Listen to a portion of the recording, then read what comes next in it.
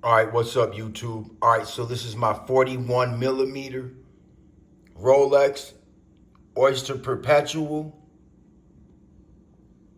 just date, with the diamond dial and the plain Jane bezel. Now, it comes with all the papers.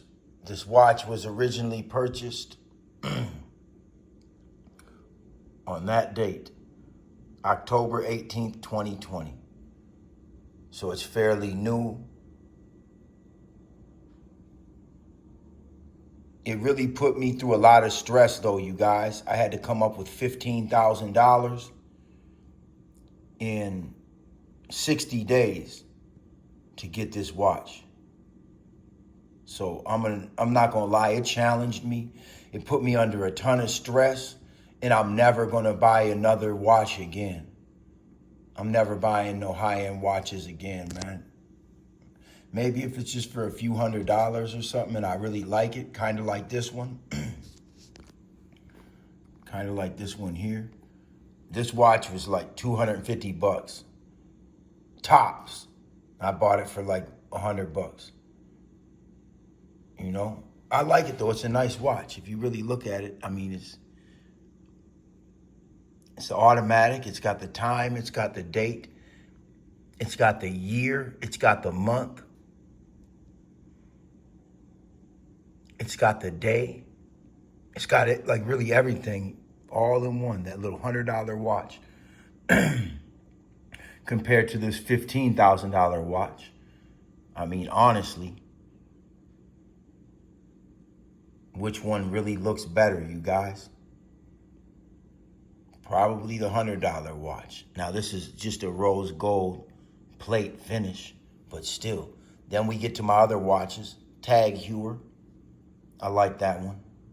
Another Tag Heuer, diamond bezel. That's kind of expensive for a Tag Heuer. That's one of the more expensive tags you'll probably see.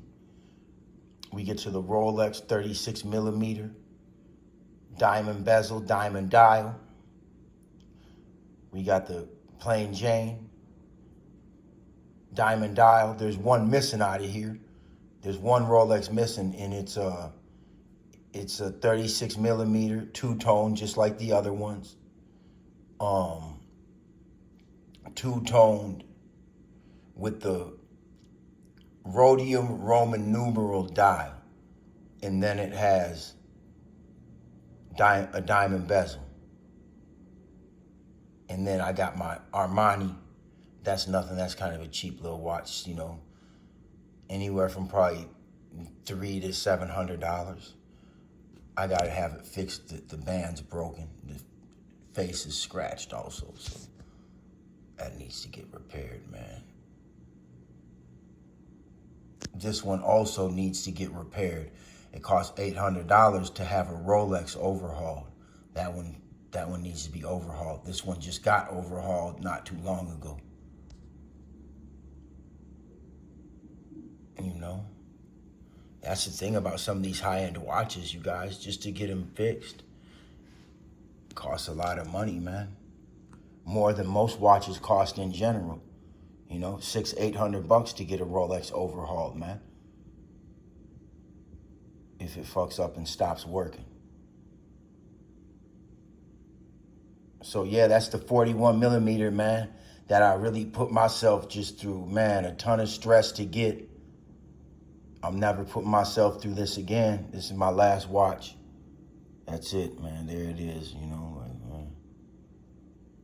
And don't get me wrong, I really like it, but I mean, it's whatever, man. Like, I don't feel these watches are worth what people pay for them, you know, by any means. Now, luckily, I have the box, I have the papers, I have everything with this watch. You know, I have everything with this watch. This is the original Rolex box. They started making their boxes pretty slick. I'll give them that, you know. I like that. But yeah, man, somebody had this watch no more than, 4 years, something like that. And ended up having to give it up and sacrifice it. So, You know, a lot of people can't hold on to these items once they buy them. You guys know that also, that, you know, a lot of people end up buying stuff like this and end up sacrificing it. Somebody probably got, you know, I got this at the pawn shop. Now, somebody probably brought it in there. They probably pawned it for like 5,000, probably 3 to 5,000 bucks. They pawned this watch. You know, if they were smart, they would have got, because they got the box and the papers and everything.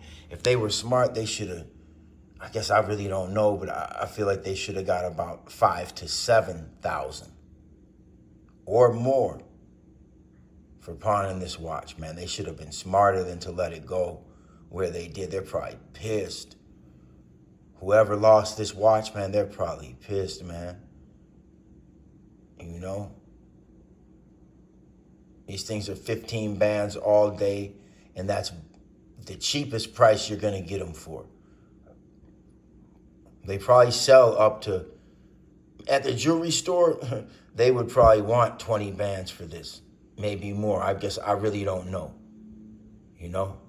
I'm going to kind of look around, you know, and see what, you know. I know there was another place called Wixon's, where if you know anything about watches and you're from Minnesota, you'll know about this watch place. But Wixon's has these 41 millimeters all day for like 15,000, 16,000. You know? But I know them jewelry stores at the Mall of America, they're gonna want more. They want like 16, 17,000 for a 36 millimeter with the diamond bezel in the face, aftermarket at some of them places. So I know for all factory, everything's factory with this watch. For all factory 41 millimeter, I know they're finna be busting heads for it. You know? They got 36s all day, but 41s are kind of hard to come by if you guys know anything. They're not rare, but they're just way more hard to come by. 36s are a dime a dozen. You know, and honestly, most people will never have a 36 in their lifetime.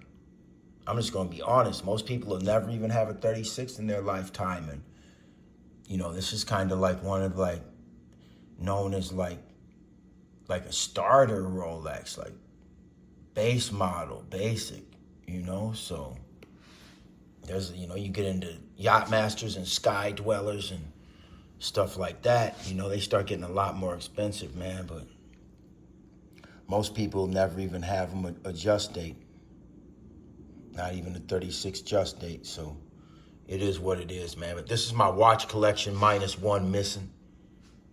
Minus one missing, man. I actually really like that watch, man. You know, it's one of my cheaper watches. It's got to get fixed though. But, you know, yeah, there it goes, man. If you guys have any comments, if you have any questions, anything like that, ask me. I'll let you know. If I don't know, I'm not going to act like I do, and I'll tell you that. You know, but I got a decent amount of knowledge when it comes to these watches, you guys. But, you know. All right, you guys, I'm out, though. Let me know what you think in the comment box.